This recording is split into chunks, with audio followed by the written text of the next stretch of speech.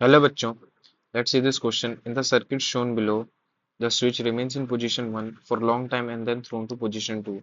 The loss in the energy of system after shifting the position switch in position 2 is. तो यहाँ पे दिया हुआ है कि आपको इस सिचुएशन ये इस स्विच से पहले कनेक्टेड है, बाद में क्या करते हैं कि स्विच 2 की तरफ चला जाता है, तो कितना लॉस इन एनर्जी होगा। तो पहले सिर्फ यही था, उसके बाद ये सारा ये कैपेसिटर आ जाता है। तो हम इसको सॉल्व करके देखते हैं, ठीक है। तो इसका की कॉन्सेप्ट क्या होगा? सो की कॉन्सेप्ट क्या होगा अपना? कॉन्सेप्ट क्या होगा?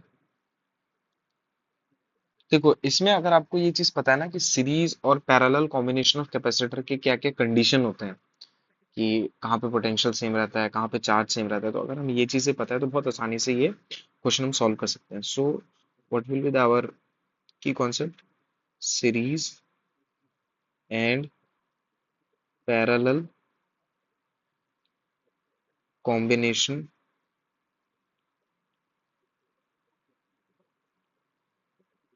of capacitor। सो ये चीज तो पता ही होगी कि C इक्विवेलेंट इन सीरीज क्या होता है? C1 C2 by C1 plus C2। ठीक है, तो पहला अपने ये हो गया। दूसरा, आपको ये पता होना चाहिए कि एनर्जी स्टोर्ड का क्या फॉर्मूला होता है। एनर्जी स्टोर्ड का क्या फॉर्मूला होता है? ठीक है। सो अगर आपको ये दोनों चीजें पता है तो बहुत आसानी से आपका क्वेश्चन सॉल्व हो जाएगा। सो सबसे पहले कंडीशन में चलते हैं। जब तो सबसे पहले जब उसमें देखोगे, जब स्विच 1 से कनेक्टेड था तो उसमें कितना चार्ज होगा? Q is equal to CV। और देखो, जब पहले ये 4 पे कनेक्टेड था तो 4 into 6, that is the net charge. So Q जो है वो अपना क्या हो जाएगा? 4 into 6, that is 24 microcoulomb. But देखो, जब हमने क्या किया, उसके स्विच को जब हमने शिफ्ट किया, जब हमने उसके स्विच को शिफ्ट किया, क्या हो गया यहाँ पे?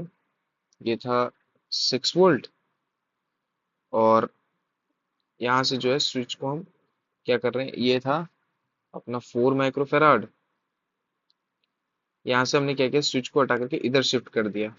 यहाँ पे दो थे अपने 6 माइक्रोफेराड एंड 3 माइक्रोफेराड। ठीक है, और ये ऐसे है। तो ये जब ऐसा होगा तो इसका पहले इक्विवेलेंट कैपेसिटेंस निकाल लेंगे। ठीक है, तो अपना कैसा दिखेगा, ये सर्किट कैसा दिखेगा? देखो, जब ये बनेगा तो ये अपना सर्किट कैसा दिखेगा? ये होगा 4 माइक्रोफेराड का, और ये होगा अपना 6 माइक्रोफेराड और 3 माइक्रोफेराड। ठीक है, तो इसका इक्विवेलेंट क्या हो जाएगा? सी इक्विवेलेंट, देखो पीछे हमने जस्ट की कॉन्सेप्ट में यूज किया था, C1 C2 by C1 plus C2, that is 9। तो ये यहाँ पे हो जाएगा 2। ठीक है, तो इसका नेक्स्ट मॉडिफाइड डायग्राम क्या बना सकते हैं? 4 माइक्रोफेराड और 2 माइक्रोफेराड। ठीक है, ऐसा हो जाएगा। ठीक है, अब देखो, सिंस ये सीरीज में कनेक्टेड है तो दोनों पे जो चार्ज है वो सेम होगा। और हमने पहले क्या पढ़ा था, इस वाले पे 24 माइक्रोकुलम है, तो क्या होगा कि 24 माइक्रोकुलम ही तो बटेगा। तो यहाँ से जो है इसका 24 माइक्रोकुलम जो है, Q is equal to 24 microcoulomb, यही तो दोनों पे डिस्ट्रीब्यूट होगा ना, 24 माइक्रोकुलम। तो मान लेते हैं इससे अगर डिस्चार्ज हो रहा है, इसी से डिस्चार्ज हो रहा है, तो -Q, और इसके ऊपर जाके बैठ रहा है, दैट इज +Q। ठीक है, मतलब 4 माइक्रोफेराड से जो है वे कुछ चार्ज लूज होगा और ये इसके ऊपर चार्ज जाएगा। ठीक है, तो इसकी वजह से इससे लूज हो रहा है, दैट्स वाई -Q, और इसके ऊपर आके बैठ रहा है, दैट इज +Q। ठीक है, तो अब क्या होगा, ये देखो, ये टर्मिनल और ये टर्मिनल और ये टर्मिनल, ये तो अपना सेम पोटेंशियल पे होगा। ये देखो, क्योंकि एक ही से कनेक्टेड है, तो ये दोनों पॉइंट तो सेम पोटेंशियल पे होगा, क्योंकि एक ही पॉइंट से मतलब ये इनके बीच में कोई पोटेंशियल डिफरेंस नहीं है, तो एक ही पॉइंट पे होगा ना ये, क्योंकि इनके बीच में ना कोई कैपेसिटर है ना कुछ रेजिस्टेंस है, तो दोनों ही सेम पोटेंशियल पे होगा।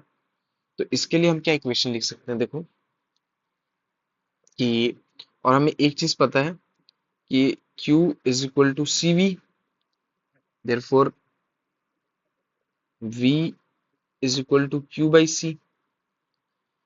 तो देखो पहले का चार्ज क्या हो जाएगा, इस वाले का 4 माइक्रोफेराड का, 24 माइनस क्यू, क्योंकि कुछ लूज हो रहा है, बाई 4 इज इक्वल टू, इस पे सिर्फ प्लस क्यू आ रहा है तो क्यू बाई 2, है ना। सो इसी को हम नेक्स्ट सॉल्व करते हैं। 24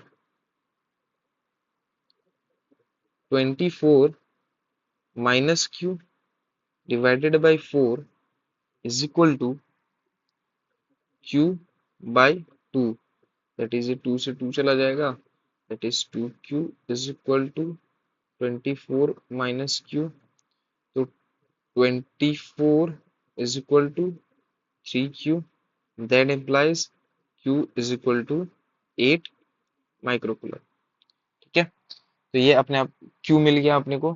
ठीक है, तो अब फिर से अगर हम चार्ज डिस्ट्रीब्यूशन करना चाहे तो क्या हो जाएगा, तो इस पे क्या याद है, जस्ट हमने पीछे क्या था, 24 माइनस क्यू था, देखो 24 माइनस क्यू, ये देखो चार्ज अपने पे, क्योंकि इससे कुछ लूज हो रहा था, तो क्यू की वैल्यू अपने पास 8 आ चुकी है, तो इस वाले पे कितना अपने पास क्यू रहेगा, 24 माइनस 8 कितना होता है, 16, 16 माइक्रोकुलम, और इस पे प्लस क्यू ही जाके बैठ रहा था, तो क्या हो जाएगा 8 माइक्रोकुलम। सो ये अपने पास आ गया। अब क्या करेंगे, टोटल एनर्जी निकाल लेंगे, दैट इज यू फाइनल क्या होगा, यू फाइनल क्या होगा, Q square by 2C, one square 2C plus Q two square by 2C। ठीक है, तो इस फॉर्मूला को ध्यान रखना है, एनर्जी क्या है। ठीक है, तो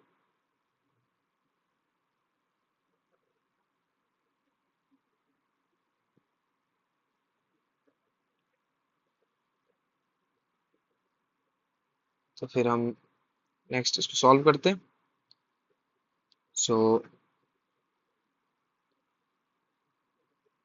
पहला क्यू कितना है, जो फाइनल क्या हो जाएगा, देखो पहले पे क्यू कितना है, 16 स्क्वायर बाई 2 into 4 प्लस दूसरे पे कितना, 8 का स्क्वायर डिवाइडेड बाई 2 into 2, तो ये क्या हो जाएगा, 256 बाई 8 प्लस 64/4, तो ये तो 16 से चला जाएगा, और ये कितने से हो जाएगा, इसको कैलकुलेट करेंगे तो देखो 4 पूजा और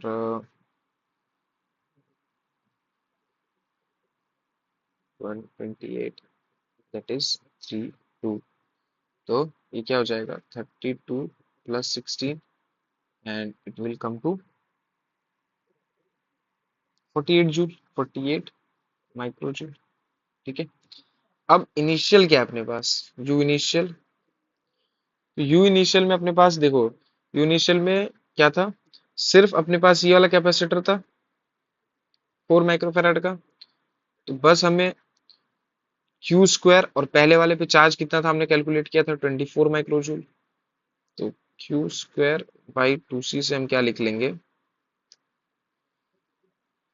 24 into 24 स्क्वायर है बाई 2 into 4, तो यहाँ से कितना आ जाएगा, 6 से 3 से, दैट इज 72 माइक्रोजूल।